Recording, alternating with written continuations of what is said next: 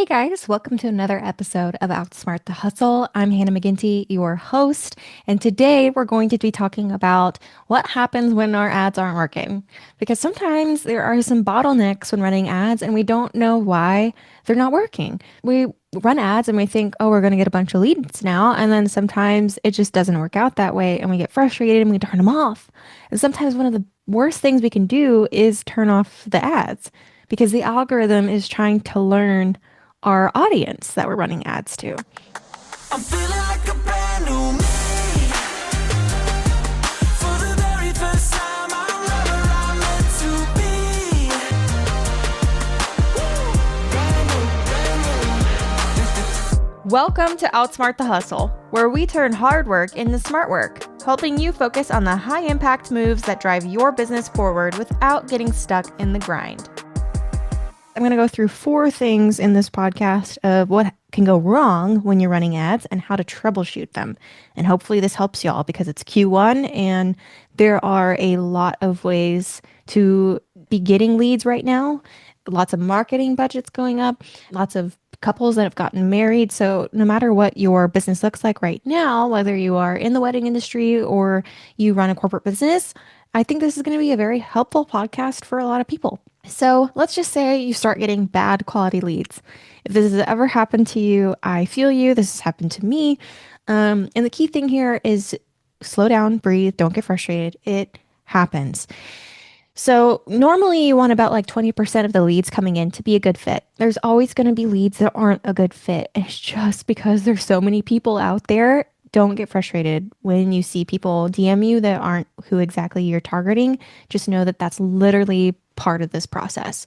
So make sure that your copy clearly calls out who you want to target. So like your ad could say, are you getting married? Or it could say healthcare agencies, right? Just make sure it's like big and out there so that people know who you're talking to and they can clearly define whether it is for them or not. So if it's vague, you will get vague answers. So make sure you have clear copy. Location, style, budget doesn't necessarily have to be in it, but it's just more like, what do they value? Like really try to narrow down who it is that you're talking to. So now your creative visuals in that ad need to speak directly to your ideal client. A really nice venue, it's probably going to go for a higher budget level versus like showing a barn. It may not, it depends on the barn though. So, it just really depends on like your visual. Who are you trying to attract? Is the creative in your ad working for or against you? And then if your leads aren't booking calls, this is also assuming that your CTA is to book a call, which often is what I observe, but we'll just use this for the sake of the podcast as an example. If your people are like starting DMs, but then they're not booking calls, here's where you can audit. You can say maybe that you're not replying fast enough. And if that's so, I would use ManyChat. It is a really great automative tool to answer quickly and get the information that you need to start pushing people toward a direction that they want to go. And so it could also be your DM script. Let's say you're using ManyChat, but your script really sucks and it's pushing people away immediately and you're getting ghosted. That could be something too. And then are you confidently guiding them to that next step? Or are you leaving them hanging? Or are you just answering questions and being an order taker? Like there are so many steps, you guys, for whether or not leads can work and be in your favor. And so it's just kind of like doing audits like this are actually really great because it's like, where is the bottleneck in our process, right? So the next thing to look up is like, let's say you're booking calls, but they're not showing up to the calls. So you want to make sure that people are showing up to the calls at least 70 to 80% of the time. And you can do like a pre-call sequence, like confirmation, just to make sure that they are going to come. So reminders, you can send a video explaining who you are, what you do. So it kind of builds trust before the call, makes the sale a little easier.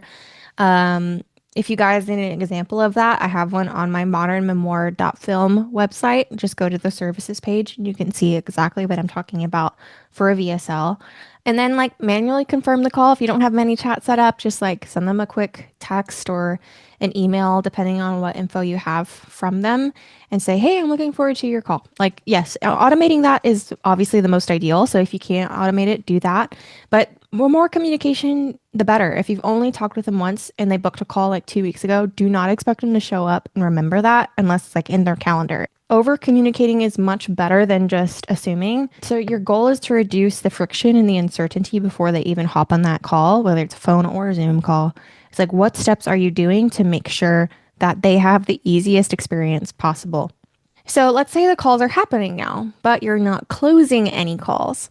So if you're taking calls and you're not closing more than 20%, it's really time to review your sales framework. And that could be a whole other podcast in itself. But how are you structuring it? How's your confidence on that call? Who is leading the conversation should be the question, because you should be the one leading the conversation and hopefully getting the closes that you need. But if you're not, that's why you're here.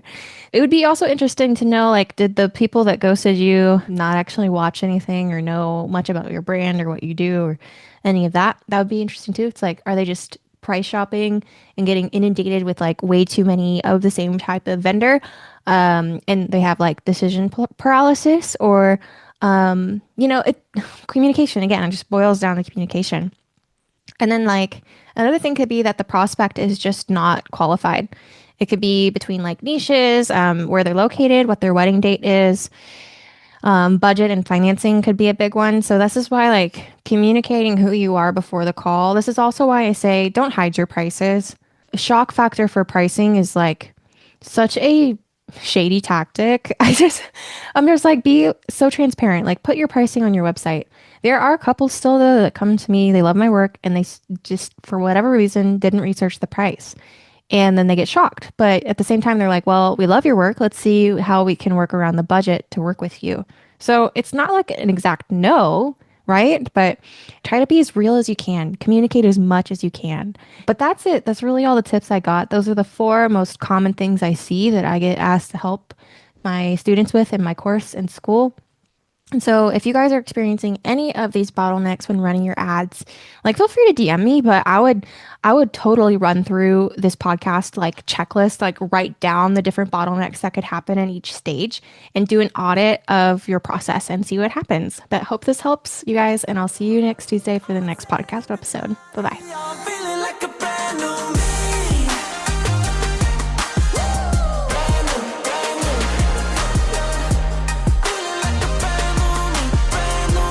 Outsmart the Hustle is produced by Booked by Strategy, a film business course.